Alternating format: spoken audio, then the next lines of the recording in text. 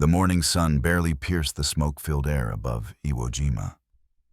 Ash and dust clung to every surface, turning the volcanic landscape into a blur of gray and black. From hidden bunkers, Japanese defenders waited rifles and machine guns, trained eyes, wary hearts steady. And then fire leapt across the sand, and rocks a torrent of flames shooting from the barrels of flamethrowers wielded by American soldiers. The heat hissed and crackled, consuming everything in its path. Men ducked, screamed, and scrambled their positions, obliterated almost instantly. In the chaos, ordinary soldiers became instruments of terror. A single flamethrower operator, advancing carefully, breathing measured, eyes fixed on the bunker. He fired, and the world erupted. Smoke and fire coiled into the sky. Soldiers froze, some running, some thrown to the ground by the shock. Whispers ran through the Japanese ranks. They come with fire that cannot be stopped. Nothing can survive it. Explosions shook the earth. Debris flew in arcs, mingling with smoke that obscured the landscape. The scent of cordite, scorched wood, and burning canvas filled the air. It was both terrifying and mesmerizing, a display of human ingenuity and destructive power. One soldier later wrote, "We moved like ghosts, fire in our hands, shadows against shadows, unstoppable yet invisible." Stories began to spread immediately. Accounts of bunkers cleared with almost supernatural speed, of men who seemed to vanish as quickly as they appeared, leaving behind only fire and devastation. Japanese survivors recounted in whispers how flamethrowers struck without warning, how the fire seemed to seek its target. Fact and legend intertwined in those first moments, each tale amplifying the other, leaving a lasting impression on both sides of the battle. By the time the first smoke cleared, the landscape had been transformed. Craters smoldered, twisted metal jutted from the sand, and the smell of fire lingered like a ghost over the battlefield. The flamethrowers had done what conventional assault could not. They had broken defenses, shattered morale, and etched a new kind of terror into the memory of Iwo Jima. And yet, the battle had only begun. Beyond the flames, beyond the smoke and rubble, the human will pressed on. Courage, fear, determination, and survival, intertwined in the frozen moments before the next strike. The legend of fire and flame, of men and their weapons, was born in those first devastating minutes. Iwo Jima rose from the Pacific like a jagged sentinel, its black volcanic sand stretching across beaches scarred by craters and fissures. February 1945. The air was thick with salt and smoke waves pounding relentlessly against the shore. Japanese defenders had transformed the island into a fortress, networked bunkers, hidden tunnels, camouflaged pillboxes. Every hill, every ridge, every outcropping of rock was a potential death trap. American forces approached cautiously. Marines packed with rifles, grenades, and flamethrowers moved across landing beaches, each step measured against the roar of enemy fire. Intelligence had reported heavily fortified positions, yet nothing could fully capture the scale of resistance awaiting them. Every sand dune, every black rock, every tree stub could conceal a sniper, a machine gun, or a hidden flamethrower. The volcanic terrain dictated the pace. Steep slopes slowed men and machines alike. Landing craft struggled against shifting sands, and the relentless surf threatened to capsize lighter vehicles. Yet strategy and courage pressed them forward. Each squad knew the importance of coordination, timing, and terrain mastery. The beaches were deathly quiet moments before the assault, save for the crashing waves and the distant rumble of ships offshore. Flamethrowers, light yet lethal, became a weapon of both terror and necessity. Teams were trained to identify bunker positions, quickly calculate the arc of fire, and advance under cover. Every operator had to consider recoil wind and smoke often, while under direct enemy fire. In diaries, Marines recounted the first moments on the beach. The heat from the flamethrower reflected in their helmets.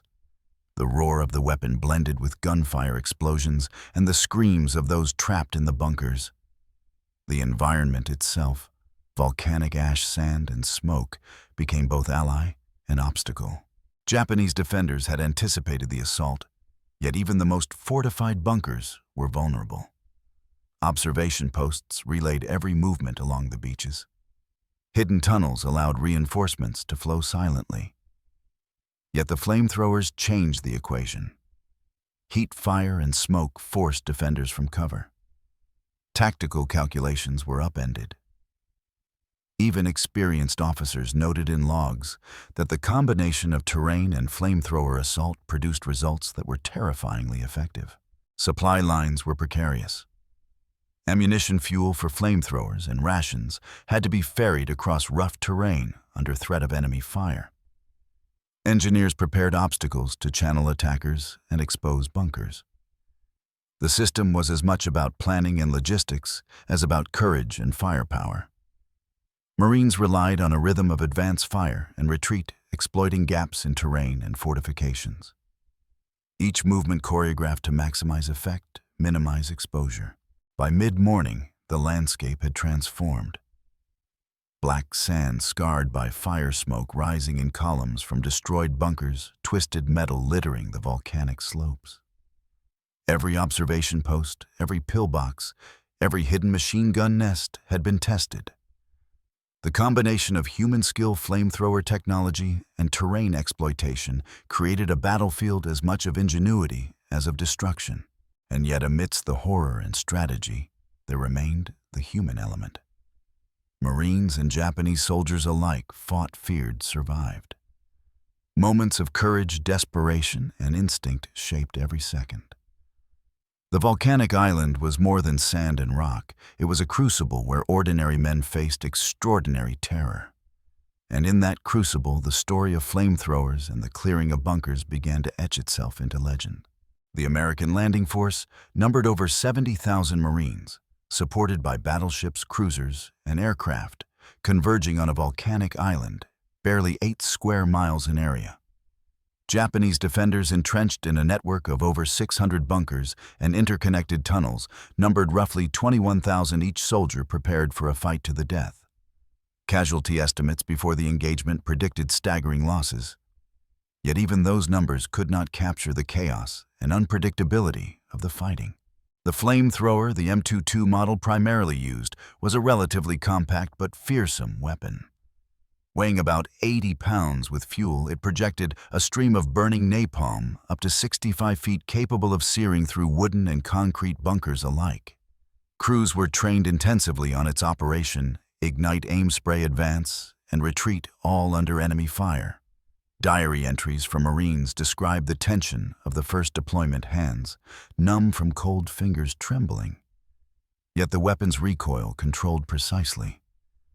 One Marine wrote, "Every flame we unleashed felt like a judgment hitting a bunker, was both relief and horror at what awaited inside."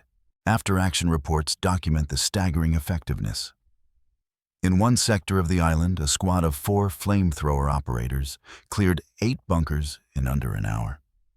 Japanese defensive logs confirm the sudden collapse of fortified positions, with records stating enemy fire accompanied by intense heat forced withdrawal from multiple strongpoints. Casualties, heavy morale shaken. Photographic evidence rare but telling shows black smoke spiraling from destroyed pillboxes.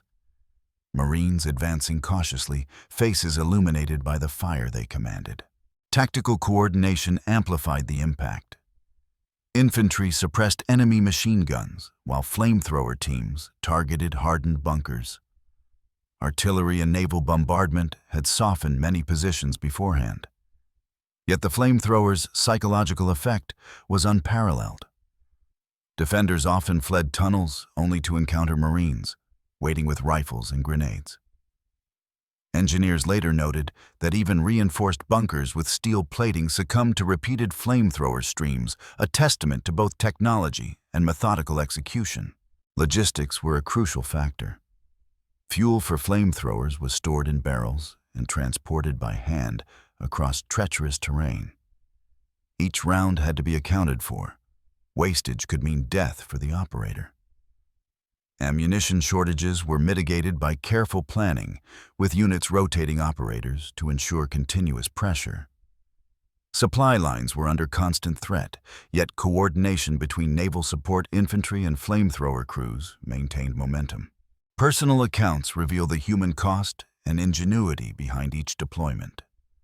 One corporal noted in a letter, "I fired until the fuel ran out, and still we moved forward.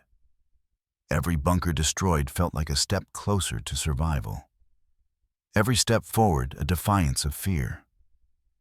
Japanese survivors' accounts written after the war speak of flames bursting unexpectedly from nowhere, consuming positions with terrifying efficiency. These narratives reinforce the empirical data with vivid human testimony. The environment itself influenced outcomes. Black volcanic sand absorbed and reflected heat tunnels, trapped in concentrated smoke, narrow ridges forced engagement points. Maps recovered post-battle show strategic placement of flamethrower teams along choke points, combining terrain knowledge with firepower to maximize effect. The combination of human skill, equipment, and environment created results far beyond raw numbers.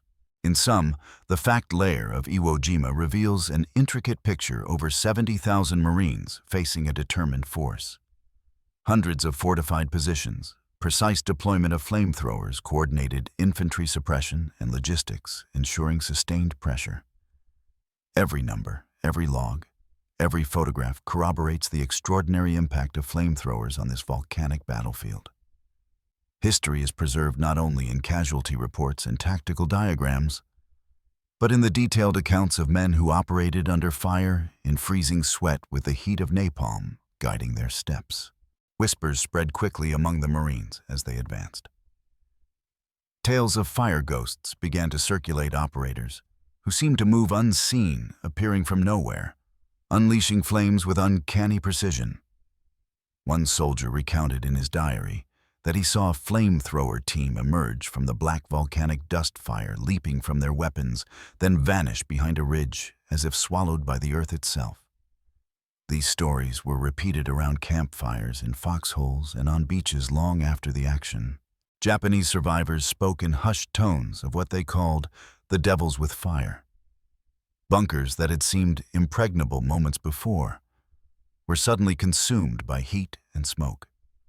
Some claimed they had glimpsed operators in multiple positions, at once impossible movements that blurred the line between reality and imagination. Letters from officers mention a weapon guided by unseen hands, the kind of description that merges tactical fact with legend. Morale and terror intertwined. Soldiers told of flamethrowers being fired with almost preternatural timing, reaching the exact weak points of fortifications. Rumor and fear amplified the effect. One private wrote, "We were ordinary men, yet the fire we carried made us legends before the smoke even cleared." The repetition of such stories strengthened esprit de corps among American troops while sowing dread among Japanese defenders. Even the terrain contributed to folklore. Twisted volcanic ridges and black sand lent an otherworldly quality to the battlefield.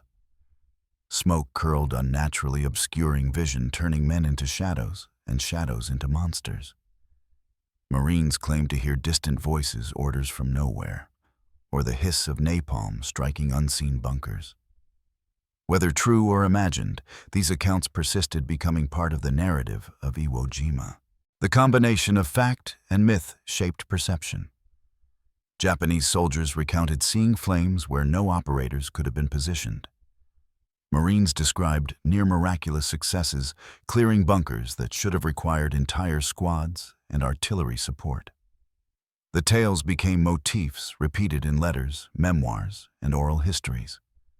A single flamethrower team could seem like an unstoppable force, a phantom moving through fire and smoke, embodying both terror and awe. Even after the island was secured, the stories endured. Veterans spoke of the ghost flamethrowers in reunions and interviews. Documentaries and books later preserved these accounts, blurring the line between heroism and legend. What had been tactical innovation became folklore. The psychological and physical impact entwined. The heat of the flames, the roar of the battlefield, the human courage all became motifs in a story larger than any single battle.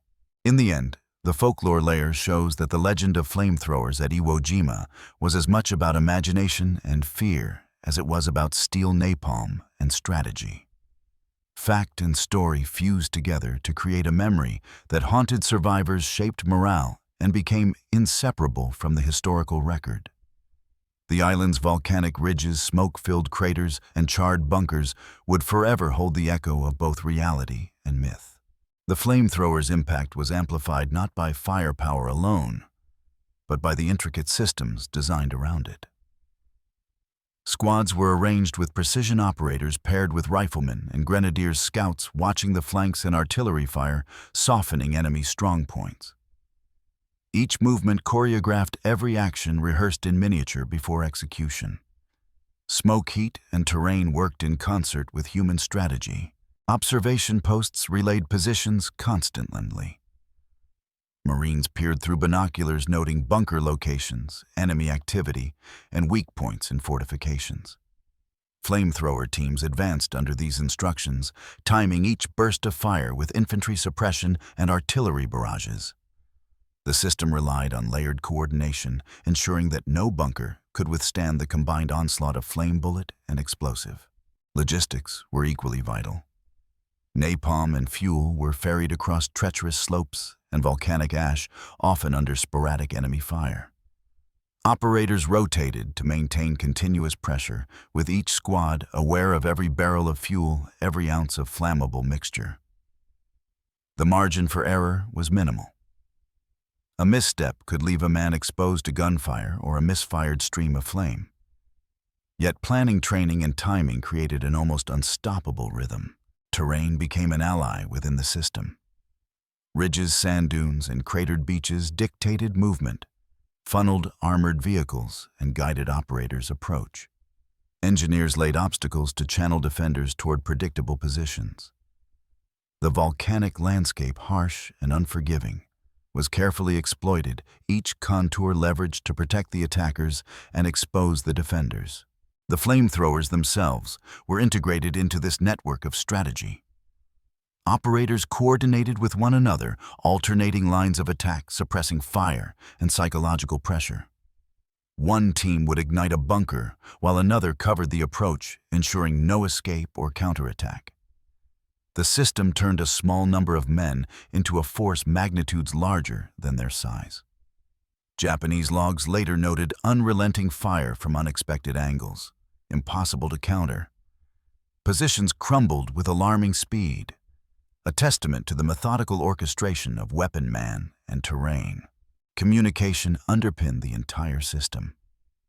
Shouted commands, hand signals, and radios relayed crucial information across chaotic fire and smoke. Units adjusted on the fly, improvising when terrain or unexpected enemy movement required rapid adaptation. Yet the overarching framework remained intact, a blend of human ingenuity, tactical doctrine, and battlefield reality. Even psychological impact was part of the system. Flamethrowers combined with infantry suppression created fear disproportionate to their numbers.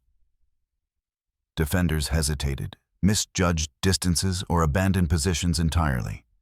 The system exploited human perception as effectively as it did bunkers. The rhythm of advance fire, retreat, and coordination turned terror into a tool amplifying both the physical and mental impact of the assault. By the end of the first day, the system had proven devastatingly effective. Fortified bunkers that once seemed impenetrable had fallen. Defenders' morale collapsed in several sectors, while American forces, confident in their methods and weaponry, pressed forward with calculated precision. The combination of technology, tactics, and terrain exploitation had turned ordinary soldiers into instruments of overwhelming effect.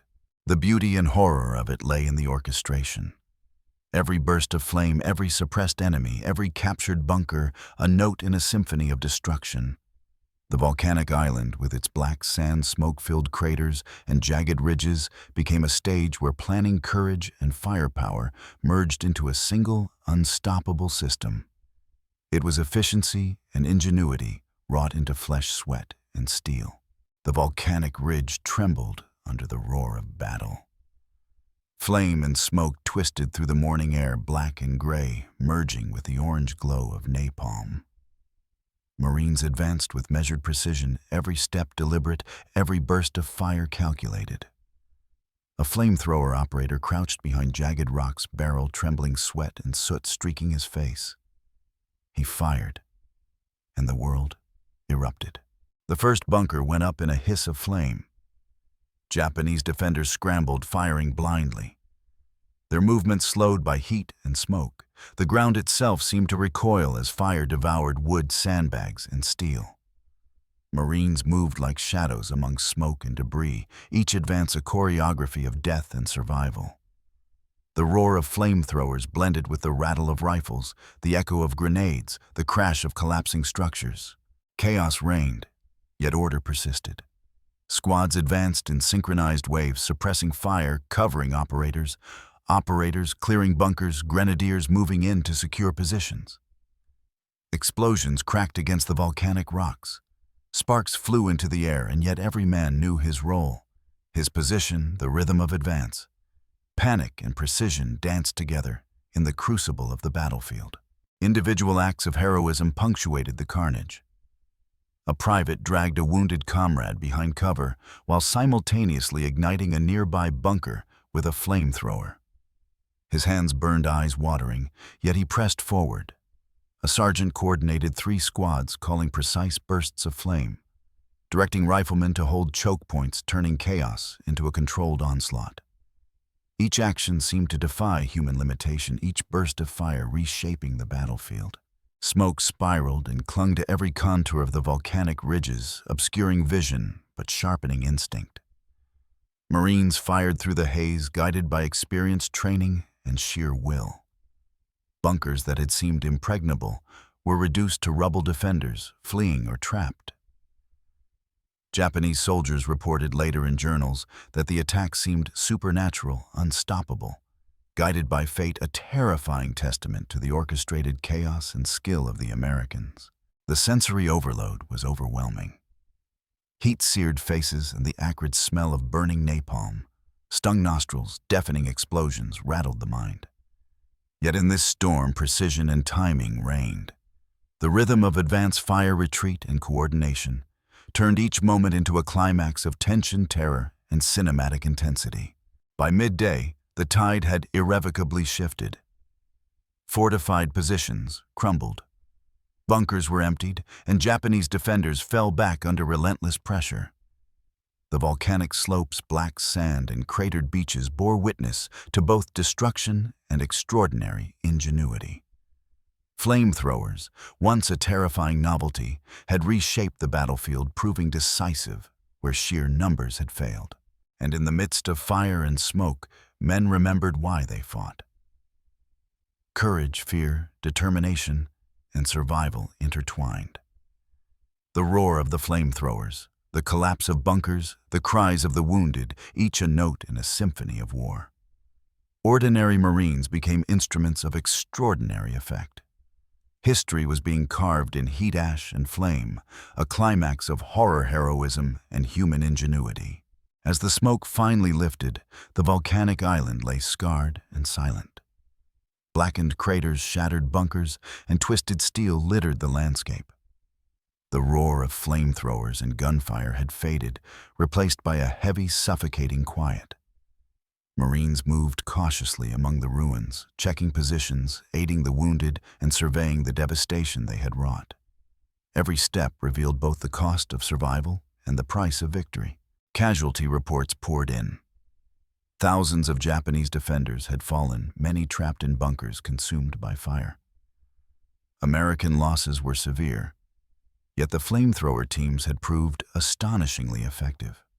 After-action reports recorded dozens of fortified positions neutralized in mere hours, changing the momentum of the island's assault. Photographs show charred bunkers, smoke still rising from the black volcanic sand, Marines, advancing faces etched with exhaustion and awe. Personal accounts captured the emotional toll. One Marine wrote, "We walked among the ruins stunned. The heat, the smoke, the screams, some survived, some didn't. Every bunker destroyed felt like both a relief and a horror. Japanese survivors recounted in diaries and later interviews the terror of facing flames that could reach them where no bullets could. The psychological impact of flamethrowers was undeniable, reshaping both fear and morale. Supply and logistics were immediately assessed. Fuel and napalm supplies had been pushed to their limits. The careful coordination of operators, infantry, and artillery had sustained the assault, yet commanders recognized the fragility of the system. Even minor delays could have led to catastrophic losses. The success of the operation relied as much on planning and discipline as on courage and firepower. Strategically, the impact was decisive. Key bunkers eliminated allowed Marines to advance further inland, securing high ground and controlling vital terrain. Japanese defensive plans had been shattered, their mobility restricted, their morale crippled. Logs from surviving officers describe bewilderment and shock, acknowledging that flamethrower tactics had outmatched conventional defensive strategies. The environment itself seemed to bear witness. Volcanic sand, scorched smoke rising in columns, craters, marking the collapse of fortifications. The island would never forget the heat, the roar, and the human ingenuity that had carved a path through its defenses. Both fact and legend intertwined as stories of fire, courage, and tactical brilliance spread through letters, diaries, and oral histories. In the quiet aftermath, reflection settled over the battlefield. Marines, Japanese survivors, and observers alike would recount the same truth. Flamethrowers had not merely destroyed bunkers. They had reshaped the battle, turning fear into a tool, precision into survival, and ordinary men into forces capable of extraordinary outcomes. The legacy of February 1945 would endure in memory, history, and legend alike. The Battle of Iwo Jima in this sector was more than a clash of fire and steel. It was a crucible of human endurance, tactical mastery, and psychological warfare. The aftermath left scars on the island, the soldiers, and the historical record. Yet it also left a story of ingenuity, courage, and the terrifying power of flamethrowers that would echo through decades of remembrance. The volcanic ridges of Iwo Jima lay silent once more. Smoke curled lazily from blackened bunkers, drifting over craters etched into the sand. The heat of battle had passed, yet the echoes lingered. The roar of flamethrowers, the crackle of gunfire, the cries of men, it all remained suspended in memory like ghosts trapped in volcanic stone. Survivors moved cautiously through the scarred landscape, each step heavy with the weight of what had transpired. Some spoke in whispers of the flames that seemed to have a mind of their own, of soldiers appearing and disappearing in smoke, striking fear into the hearts of defenders. Fact and legend merged seamlessly, leaving an indelible mark on history. Historians and veterans alike pondered the inexplicable moments. Bunkers falling without apparent cause, defenders frozen in terror, flamethrowers delivering destruction with near miraculous precision. What was strategy and what bordered on legend? The line between reality and myth blurred in the volcanic haze. The island itself seemed to remember. Black sand retaining heat smoke clinging to ridges, shadows stretching unnaturally as the sun set. Some Marines claimed they could still hear the distant hiss of flames, the echo of orders shouted through smoke. The battlefield had become a living archive, preserving both horror and heroism. And yet, one question remained unanswered. How many more battles hidden in shadows and smoke would remain untold? How many stories of courage, ingenuity, and terror were lost to time, waiting for the flames to illuminate them once more? The whispers of history lingered, daring those who listened to ask, to wonder, to imagine. You have just witnessed another chapter in the hidden chronicles of World War II. 2. If you wish to continue exploring the untold stories of bravery, invention, and the moments that turned ordinary men into legends, if you want to follow the echoes of history through smoke and fire, subscribe and stay with us. The flames of the past still burn, and there are countless stories yet to be revealed. The volcanic sand cools, the bunkers crumble, yet memory endures. The fire, the courage, and the ingenuity of February 1945 remain frozen in the smoke and shadows of Iwo Jima, waiting, always waiting for the next telling.